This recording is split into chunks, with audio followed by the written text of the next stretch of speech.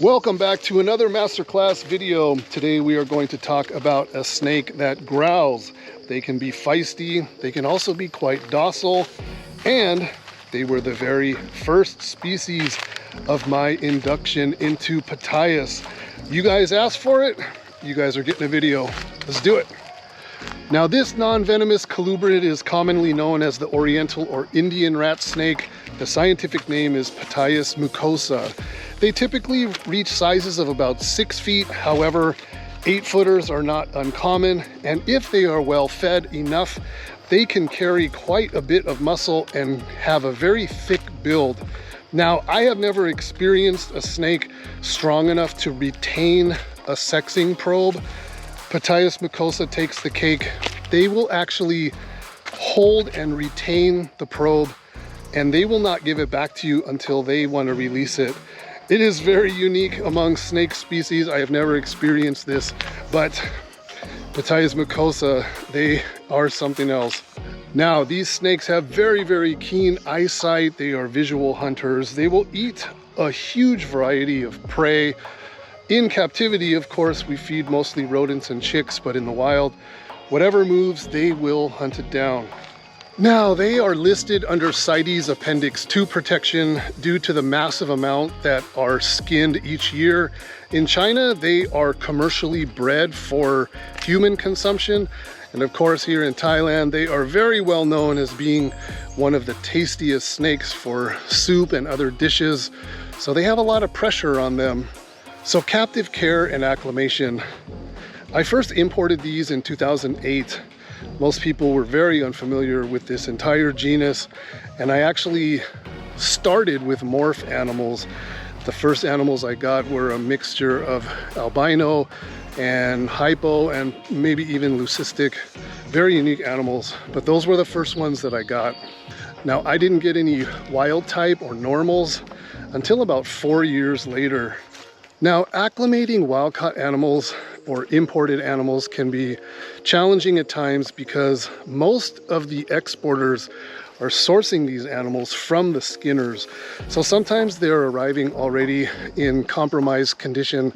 So really they need a little bit of TLC.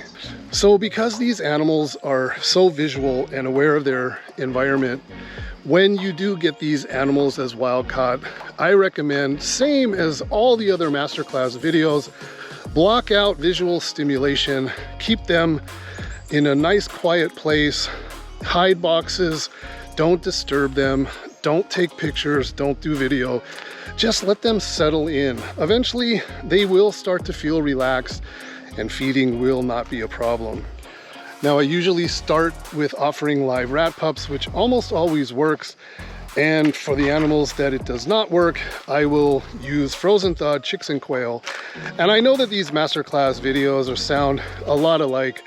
My techniques I apply across a very broad range of species, and it works. So I just do what works. Occasionally there are some tricks involved specific to certain animals, but for the most part, I'm doing the same thing over and over again. So you can apply all these techniques to a whole number of animals.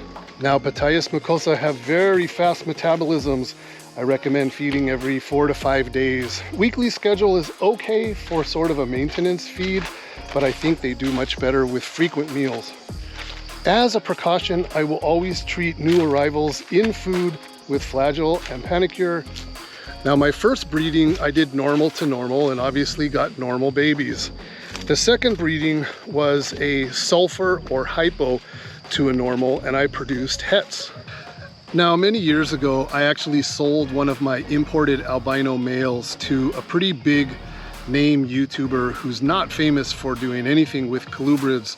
That animal lived there in that store for quite a while, so I decided to put a normal female there on breeding loan, an established female that I had. I wanted to see if we could make any hets from that pairing. So after several months, one of my friends that worked there, he kind of slipped me some information that those animals were largely being ignored. They were being fed and they were being taken care of course, but there was no effort being put into the breeding or cycling of these animals. So I decided to go and take my female normal back home, as I had a established sulfur or hypo male that was ready to go, and I wanted to pair them to each other. So I did get a clutch of viable eggs, I hatched them, and all these babies were het for sulfur. A local customer of mine bought one pair, and he raised them and he bred them, and he produced sulfur and normal offspring, some of which I sold for him online and at expos. Now I started seeing a few people having success breeding Mucosa, and there were more wild-caught animals coming in my shipments, so I felt I had put enough into the US hobby to where they should have gotten a foothold.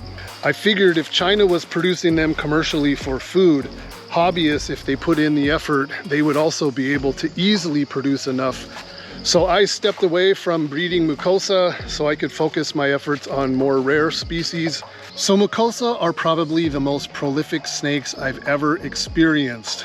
They will triple clutch if you feed them enough food.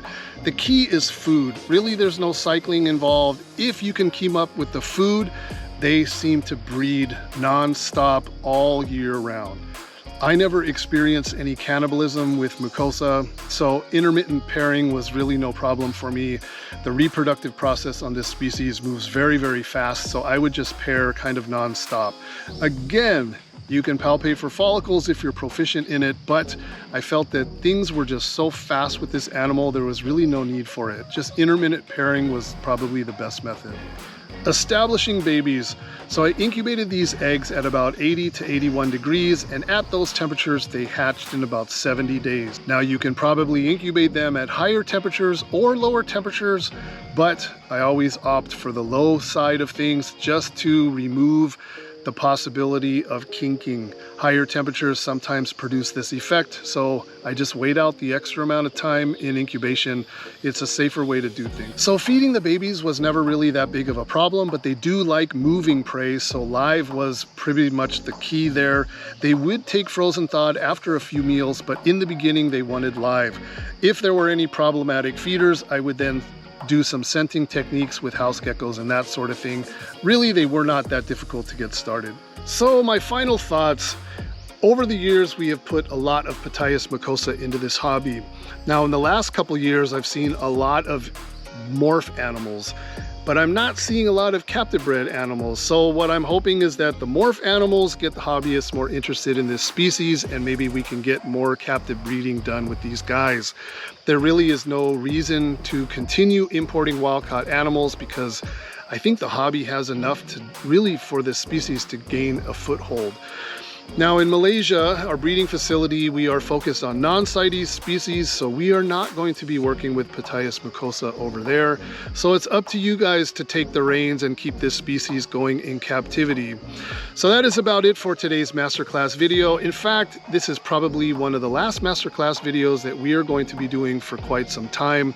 We are still working on some very rare species, and when we unlock the secrets and pull off some breedings on those, I will continue doing a Masterclass video here and there. So that is it. Thank you so much for watching. We will see you in the next one. Take care.